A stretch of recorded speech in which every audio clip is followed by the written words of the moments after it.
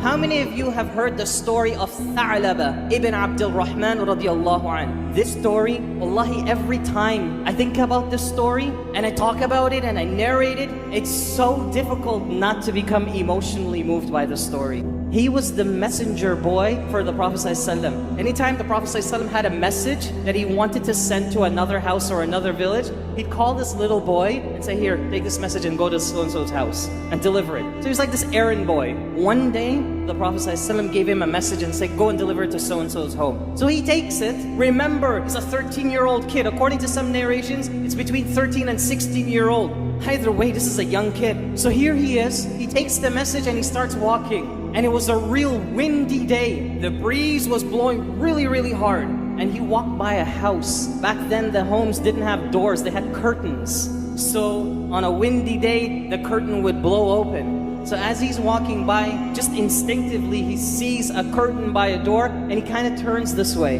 He saw a woman inside that home and she was bathing herself. As soon as he looked, he turned away immediately and he started crying and he ran away. He actually ran outside of Medina. He ran outside of Medina and he left. You know why? Listen to what the 13-year-old kid is thinking now. He said, oh my goodness, I just saw this woman and Allah now is going to put me in the hellfire. That's what he's thinking. What do 13-year-old kids think when this stuff happens to them? So he's thinking, my God, Allah is going to probably send down a verse against me, so I'm going to run away. I don't want to confront the Prophet ﷺ about this. He runs away. Nobody hears from him again. Eventually, when the Prophet ﷺ is leading the companions in prayer, after a couple days, he notices Tha'laba isn't around anymore. And he says, where's Tha'laba? Where is he? I haven't seen him. Imagine, this is the leader of the ummah. He's concerned about one child. All the companions and all of their problems and issues, he's concerned about this one kid. Where is he? What is the well-being of this child? So everybody's saying, we don't know, Ya Rasulullah. We haven't seen him in a while. The Prophet ﷺ says to Umar and Salman al-Farisi, he says, both of you, go out and find him. Go and look for him. Umar and this other companion, they go out and they start searching for Tha'laba and they go outside of the city of Medina. They come across a shepherd. He has his sheep and his animals and they come across him and they stop at him sort of like a service station. They want to refuel, so they want to get some milk and so on. This shepherd asks Umar, what are you guys doing here?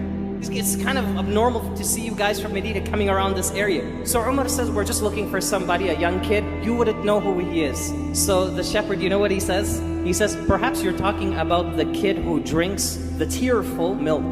The tearful milk. So Umar was kind of interested. What are you talking about? So the man said, every single day around Maghrib time, there's a kid that walks down from the mountains and he comes to me and he asks me for a cup of milk.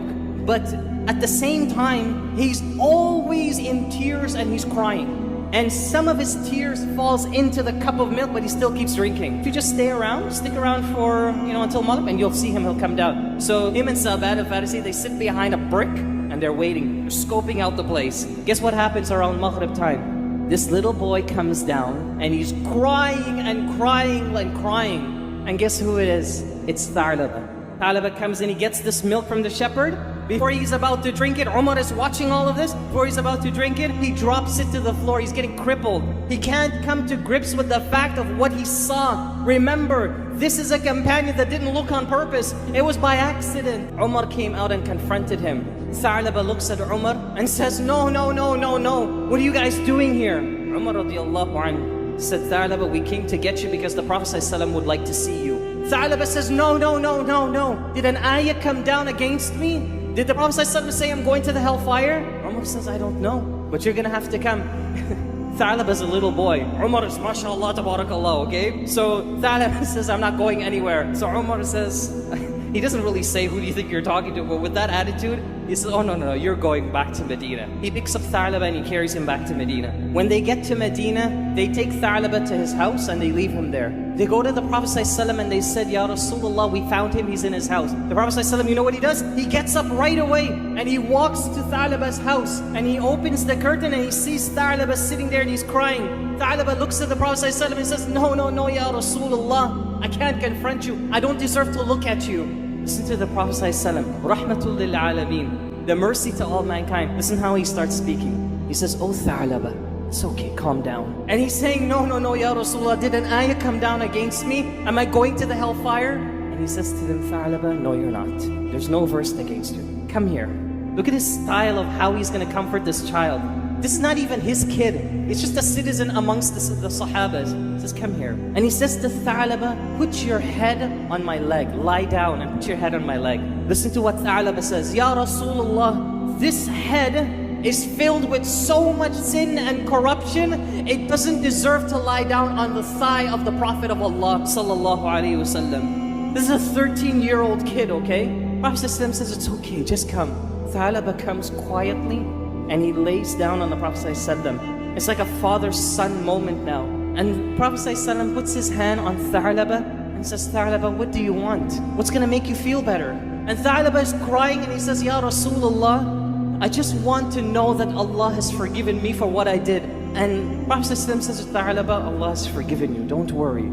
Guess what happened to Tha'laba? His whole body started shivering. The Prophet ﷺ is looking at him and said, Tha'laba, tell me, what's happening to you? And he says, Ya Rasulullah, I feel as though there are ants walking through my bones. And the Prophet ﷺ says, oh Tha'laba, say the Shahada, because death is coming to you right now. Imagine this kid, what happened to him, where he went and where he is at this moment. He's dying on the lap of the Prophet ﷺ, and he starts shaking, and before you know it, after a few moments later, Tha'laba dies. He went from a kid that seen something that he thought was the end of the world for him. He started to repent and felt bad and felt horrible about himself. He came back and here he is, he dies on the lap of the Prophet of Allah sallallahu alaihi wasallam. The Prophet ﷺ picks him up, shrouds him, prays the janazah over him. On the day of the funeral, they saw the Prophet ﷺ walking on his toes. He's kind of tiptoeing and he's walking. Umar radiallahu anhu, he saw the Prophet ﷺ do this and he said, Ya Rasulullah, you're walking on the tip of your toes, but we the people, we've given you so much space to walk. Why are you doing that? Because he was doing it in such a manner as though it was very crowded.